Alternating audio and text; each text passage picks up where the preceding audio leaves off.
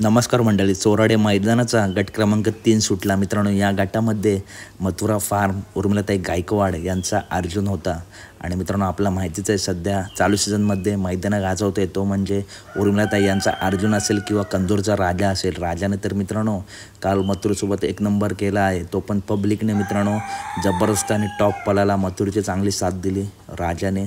आणि मित्रांनो, आज अर्जुन आणि बाब्या हा एक टॉपचा पायरा गट क्रमांक 3मध्ये पळताना दिसला.